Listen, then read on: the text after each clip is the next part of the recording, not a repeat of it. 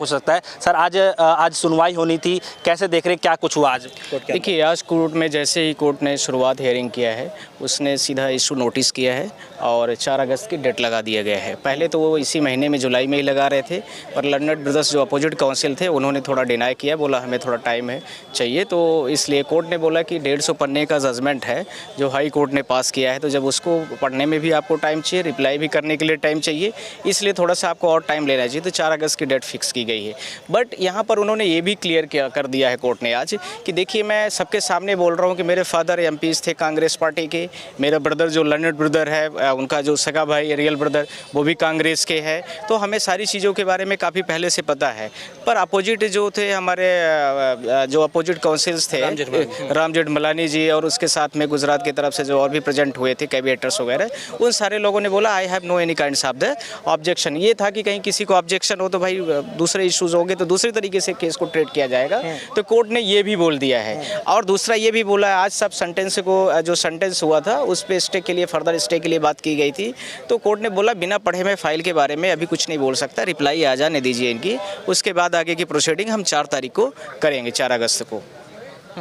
लेकिन सर आप कैसे देख रहे हैं इसको कि अभी फ़िलहाल जो कोर्ट जो निचली अदालत ने फैसला दिया था, अगर हम बात करें गुजरात कोर्ट की बात करें, गुजरात हाई कोर्ट की बात करें, तो क्या लगता है अभी भी उस फैसले को यहाँ पे अभी बरकरार रखा गया है? देखिए, अभी तो कुछ स्टे नहीं हुआ है, प्रोसेस में कोई स्टे नहीं हुआ, सिर्फ इश्यू नोटिस है। इशू नोटिस हो गई, इसका मतलब आप इस चीज़ को ध्यान रखिए कि कोई जो भी मैटर है उस मैटर में काफ़ी कुछ चीज़ें गंभीर है और कोर्ट के संज्ञान में आ गई, नहीं तो कोर्ट डिसमिस कर देती है। तो कोर्ट नोटिस करने का मतलब है कि 90% 95% मैटर के बारे में कोर्ट ने पूरी चीज़ों को सुनेगी और उसके बाद में संज्ञान लेगी। पर मैं आपको हमेशा DS4 जो आपका न्यूज़ चैनल है उसके माध्यम से हमेशा बोला हूँ कि ये ध्यान रखना, डिफॉर्मेशन का केस है। डिफॉर्मेशन एक पॉलिटिकल केसेस होते हैं जो बेसलेस है, जिसके बारे में हम आपके माध्यम से कई बार बोले हैं, तो इसमें कुछ नहीं होना है, इस चीज़ को हमेशा याद रखें। ये तो बीजेपी सिर्फ प्रोपेगेंडा कर रही है और कांग्रेस को बदनाम करने का एक उसका तरीका था।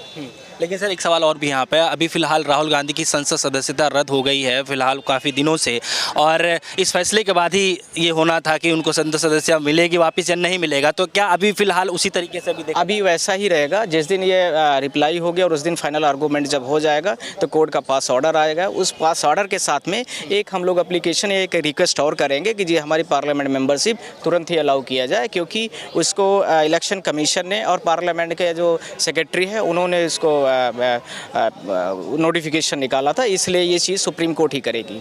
क्या लगता है कि सर अभी भी राहुल गांधी आपको दोबारा फिर बोल रहा हूँ, 302 का मैटर नहीं है, ध्यान रखिए, न 307 का है, न क्रिमिनल ऑफेंस का है। This is the kinds of the deformation. किसी को कोई कुछ बोल दिया, पॉलिटिकल लोग तो पता नहीं क्या क्या बीजेपी वाले बोलते रहते हैं, कितने डिफॉर्मेशन केसेस आपने लाई है।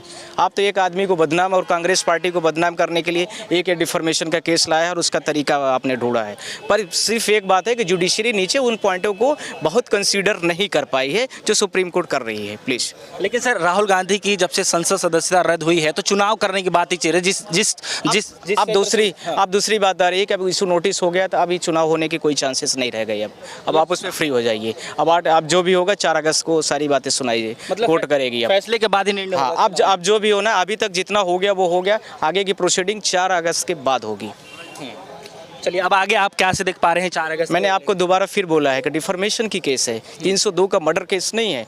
राहुल गांधी ने सिर्फ स्टेटमेंट दिया है, ध्यान रखना। स्टेटमेंट वो भी क्या है, मैंने बोला है कि जुडिक्शन को लेकर के इश्यूज है जो ट्रायल ने नहीं कंसीडर किया है, और बहुत सारे without any kinds of the any offence evidence है। तो ऐसे में नहीं होता है। बात बोली जा रही कर्नाटका में केस फाइल हो रहा है, गुजरात में कंप्लेनेंट रहने वाला, उन्होंने 3 लोगों का नाम लिया था। जिन 3 लोगों का नाम लिया है वो तो मोदी में टाइटल में है, वो तो कोई दूसरी कास्ट पारसी है, तो कोई और कास्ट का है, कोई और कास्ट का है।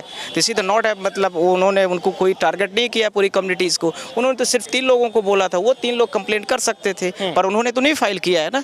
फाइल तो सिर्फ ये मोदी नाम का कोई व्यक्ति आया, तीसरा जबरदस्ती का ट्रायल केस चला रहा है। उन्हें मोदी जी इस बात को साबित कर पाएंगे कि उनको माना? मोदी बीजेपी के सहमति से सारा काम कर रहे हैं और बीजेपी सिटी और इंडिया में अपने आप को हाईलाइट करने का एक तरीका बनाया उन्होंने। किसी रॉयल फैमिली और किसी बहुत जो प्रधानमंत्री के लेवल का व्यक्ति है या वर्ल्ड लेवल का लीडर है उसको बदनाम करने का एक तरीका था। एक आखिरी सवाल है मेरा सर, जो निचली अदालत ने जो फैसला दिया था, क्या लगता है कि सर उस फैसले को लेकर के सुप्रीम कोर्ट कुछ टिप्पणी कर सकता है? कैसे कह सकते हैं सुप्रीम ये देखो सुप्रीम कोर्ट के मामले को हम थोड़ी बोलेंगे कुछ, कह सकते हैं वो तो और जो भी होगा वो देखा जाएगा और आप लोग देखेंगे सारी चीज़ों को कोर्ट क्या क्या बोलती है। आप लोगों के पास तो पूरी लिंक रहती है, आप लोग सुनिए उसको, एंजॉय करें प्लीज़। बहुत बहुत शुक्रिया सर।